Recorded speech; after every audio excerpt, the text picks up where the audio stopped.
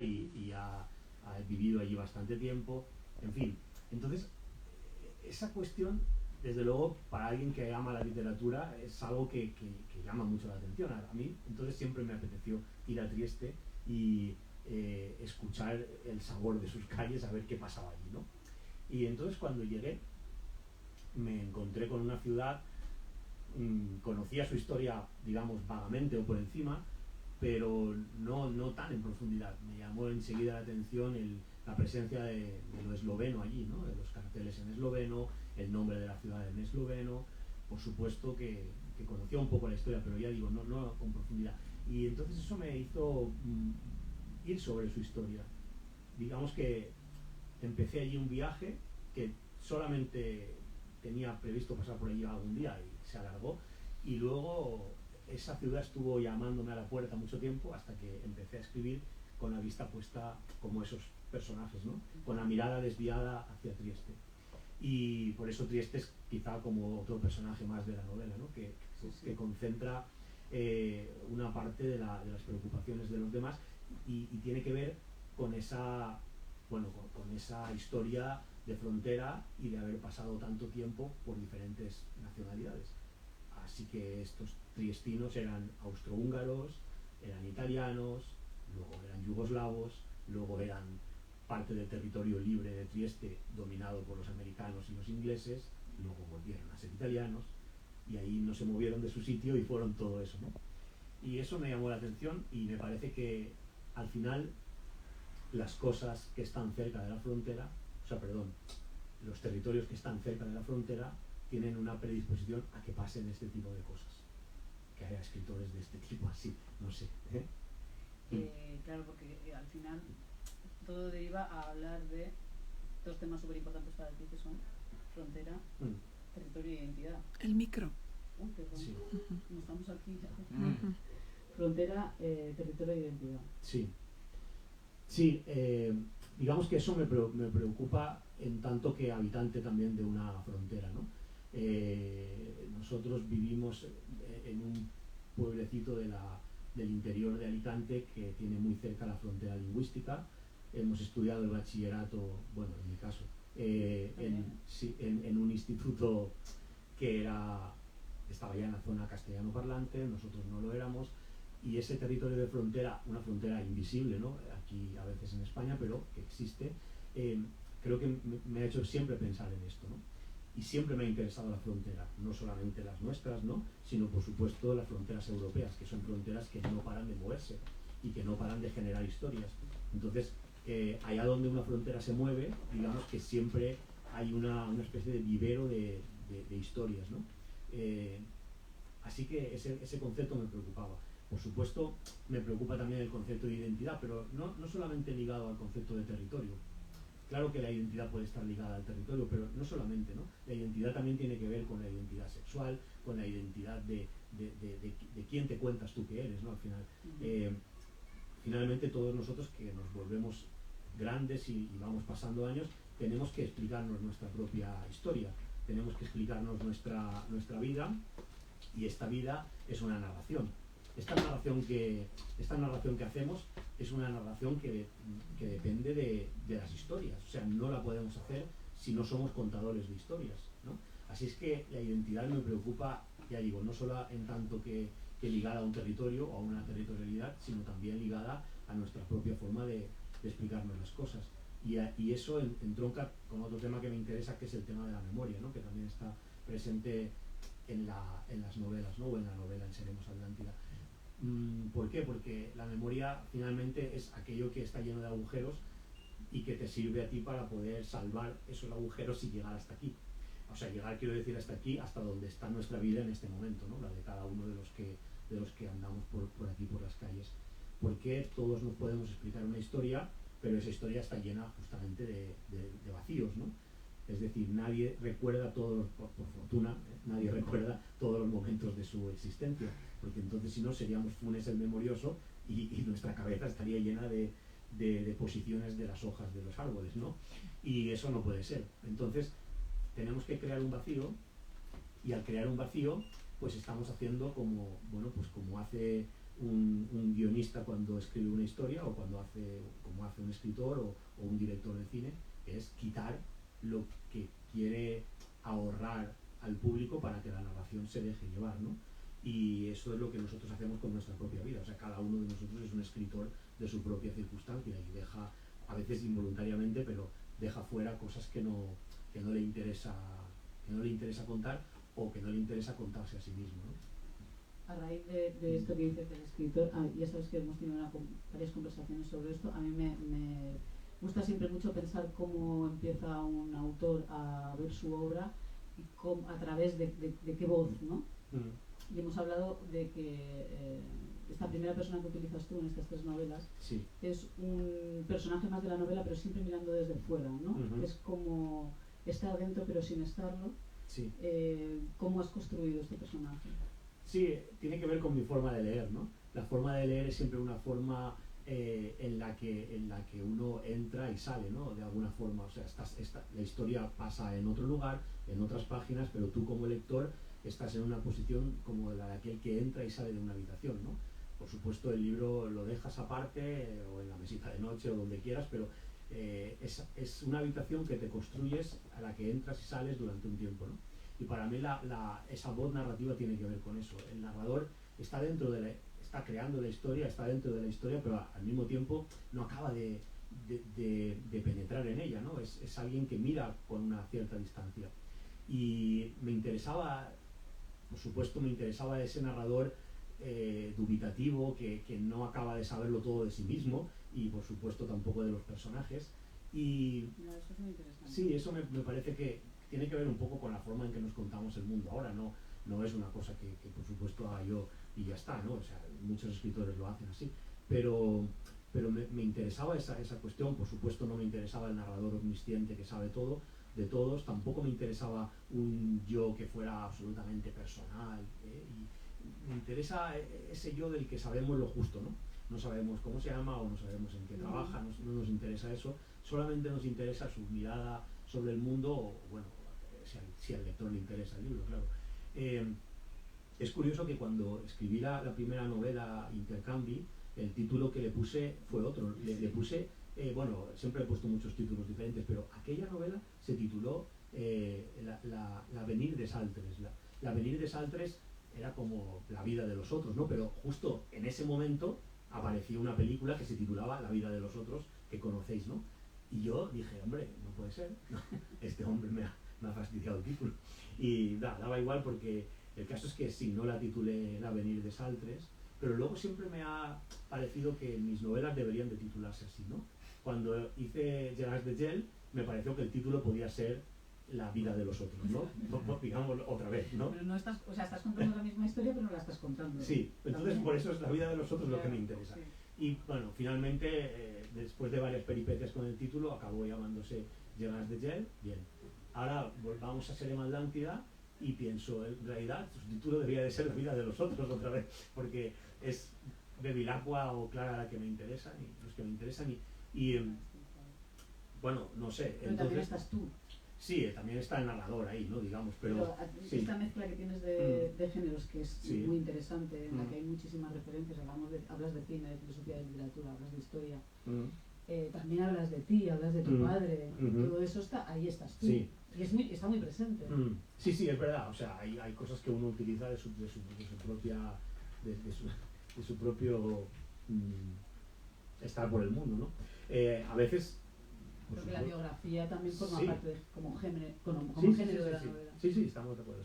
Sí, me parece que, o sea, yo me lo paso bien escribiendo sobre las cosas que viví, aunque algunas desde luego no son muy divertidas, pero realmente el poder escribir alguna cosa y poder inventarme algo dentro de esa propia historia me parece entretenido, y además que me siento cómodo con esa voz, ¿no? Narrativa, digámoslo así. Ocurre que entonces tengo que medir esa fuerza, ¿no? La tensión entre lo que le pasa a los personajes y lo que le pasa al narrador. Y creo que la cosa tiene gracia si sale bien, ¿no? Si sale bien esa tensión, un poco también como la tensión entre el pasado y el futuro, que existe en la propia novela y en el título también, ¿no? De Seremos Atlántida. A mí me interesa que exista esa línea de tensión entre lo que es la biografía y lo que son los otros, o entre lo que es el pasado y lo que es el futuro, como una especie de representación que bueno, es así, está ligada a la idea del simulacro, ¿no? Y, sí. Esa sería una buena introducción para hablar del simulacro, de los personajes, de estos personajes que viajan, que no quieren sentirse como muchos de nosotros no queremos sentirnos turistas, queremos sentirnos viajeros y hacemos este simulacro, ¿no? del mundo del espectáculo en el que vivimos un poco, claro, y hacen ese viaje a... Sí, para eso hay un viaje estupendo que consiste en ir a ver el Titanic. Entonces, es el gran claro, ejemplo del simulacro. O sea, eso acaba de pasar, ¿no? Es decir, alguien que es capaz de pagar una pasta impresionante para tener la experiencia que sabe que no compartirá con casi nadie más, de poder decir, yo estuve ahí, ¿no? Bueno, pues esto no lo van a poder contar, pero no pasa nada, seguro que habrá un viaje que irá a ver los restos del submarino que fue a ver el Titanic, con lo cual podemos entrar en un bucle y la humanidad entera quizá se va a colar por ese tragadero, ¿no? de simulacros, no sé, es curioso eso, ¿no? Pero bueno, sí, hacemos turismo con todo, ¿no? Y no, por supuesto el turismo ya no solo consiste en ir a París o a Roma o a Londres, ¿no? Consiste también en hacer cosas como ir al frente de Ucrania, a la guerra, y no sé, ¿no? O a Siria, o a ver los campos de exterminio, no sé. Yo tuve esta reflexión cuando leyendo el libro, pones la cárcel, la escuela cárcel de Phnom Penh, de los Gemelos Rojos, sí. Y cuando leí cuando estuve allí y pensé en la novela, pensé, bueno, yo estoy haciendo absolutamente lo mismo que están haciendo.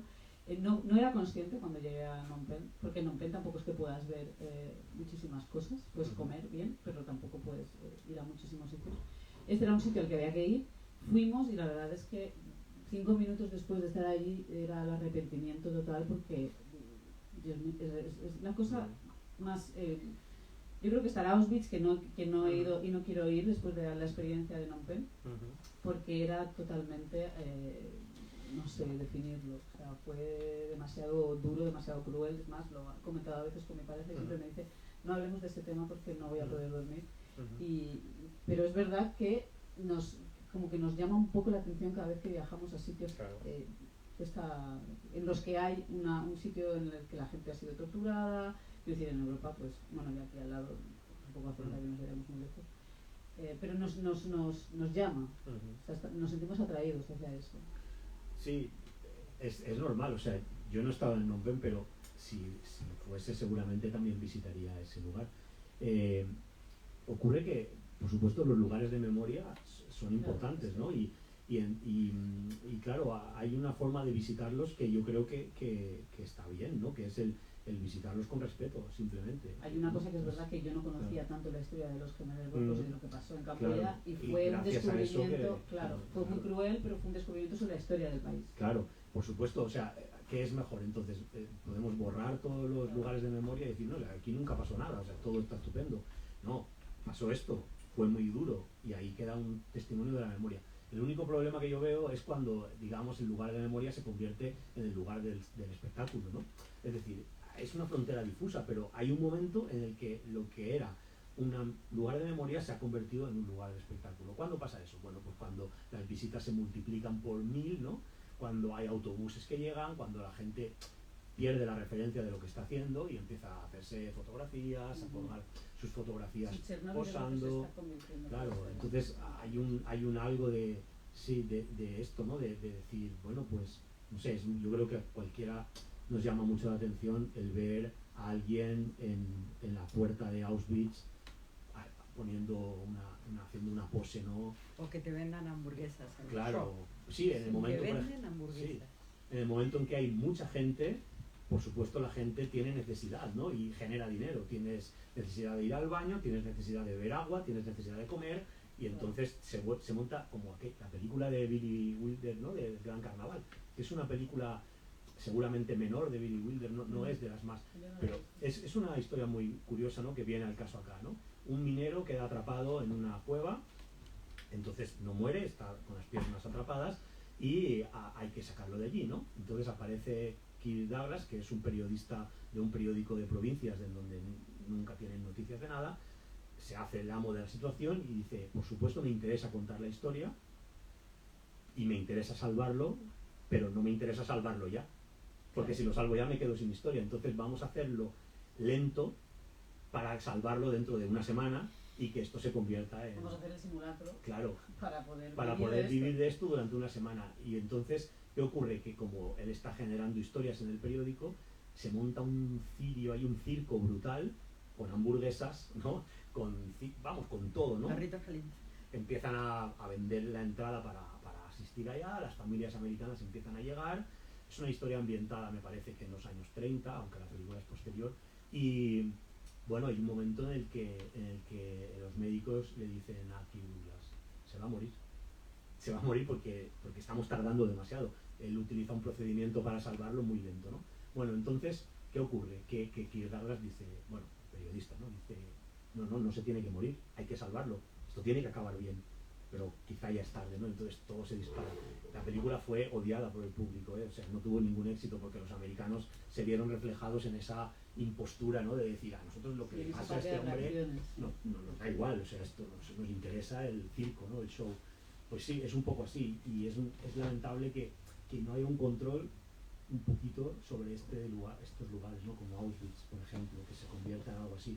¿Cómo se puede hacer? Pues no lo sé, pero desde luego con un poco de mesura, porque desde luego la timidez no va a venir de la gente, no. Tendrá que venir de la organización, no sé. También hablando de, bueno, habíamos dicho Chernóbil, el libro al final tiene una actualidad en estos momentos súper importante porque además, o sea, van a Ucrania, pero van a la zona del Donetsk.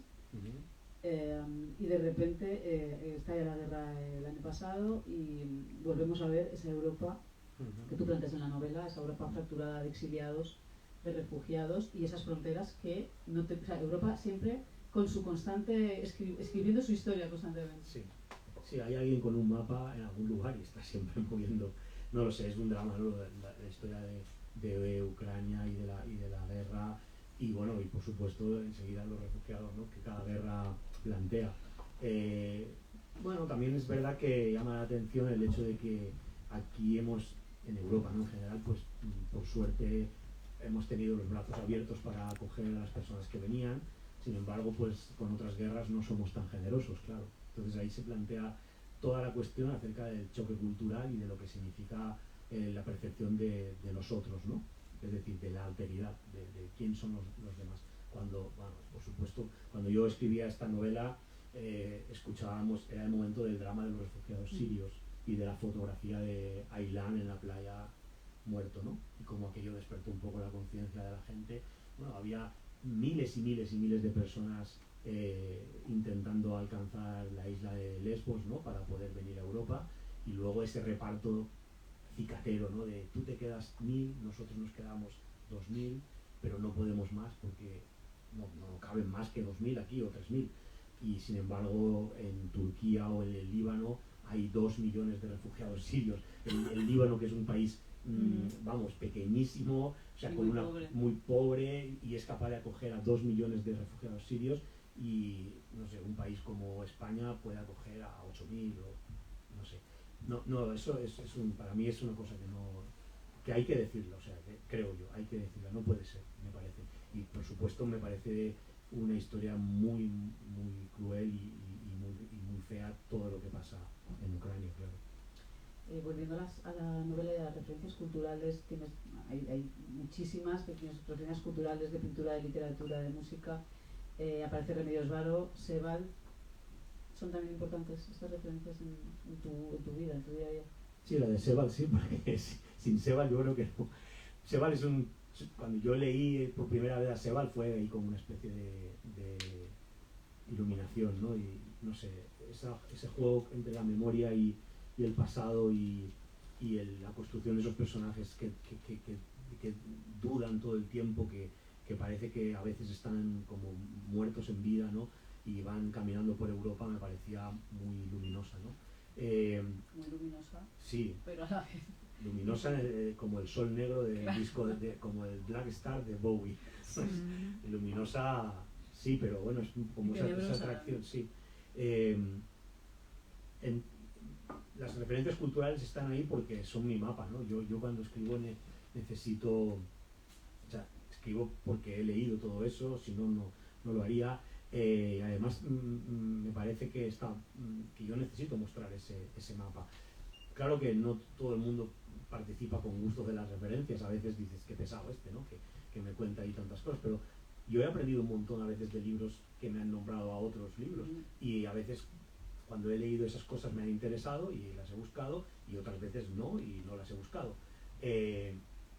Simplemente me salió así, es decir, como voy escribiendo y he hecho mano de esas cosas que me han servido a mí como mi mapa de Europa, de la Europa intelectual, digámoslo así. Y lo necesito mostrar, no sé, me parece, si a alguien no le sirve, me parece muy bien que lo salte, y si a alguien le sirve, pues mira, estupendo, no sé. Yo, por ejemplo, de las cosas que más me gustan de tu literatura son todas las referencias, ¿no? Vas leyendo, vas parando, vas buscando, vas a una librería y vas encontrando, y eso es súper gratificante cuando estás leyendo una novela, porque te interesa la parte que yo digo que está por arriba, que es la trama de los personajes, pero la parte que está por abajo, con todas las referencias que al final van construyendo. La novela me parece muy interesante, y una que me encanta porque tiene mucho que ver con mi vida y con la vida que yo tengo cuando viajo, es la que tenemos aquí de Walter Benjamin, ¿no? Que te mencioné el otro día, que dice, uno de mis... Walter Benjamin dice en uno de sus aforismos que la gran mayoría de enamorados buscan su hogar eterno, mientras que una minoría busca precisamente el eterno viaje que le permite huir de ese hogar tuyo y eterno y mantener así bajo control precisamente la violenta nostalgia del hogar. Esa minoría profesa un anhelo permanente de viajar. A mí me parece tan verdad. Hay dos tipos de personas que anhelan el hogar y dos tipos de personas que anhelan el viaje, y es donde ahí encuentran el hogar. Me parece que yo lo vivo todos los días, y me encantó esta referencia. Y bueno, esta es una de las muchas que encuentro, que me paro. La historia de los números. Yo estudié francés unos años, y la historia de los números franceses me pareció muy peculiar. Porque cuando estudias francés y llegas al número 70, dices, perdona, y nadie te lo explica. Y entonces cuando llegas a esta novela, que además no la recordaba, después de haberla leído, no recordaba si estaba aquí o estaba en Sebastián, y cuando la volví a leer dije, es que no puede ser una anécdota más loca de Europa. Sí, bueno, esta referencia que hablas de Benjamin es... que Benjamin no para de iluminar cosas, ¿no? Y bueno, el otro día escuché a alguien, y no recuerdo quién era, pero que dijo, deberían de prohibir que se escribieran más libros sobre Walter Benjamin, ¿no?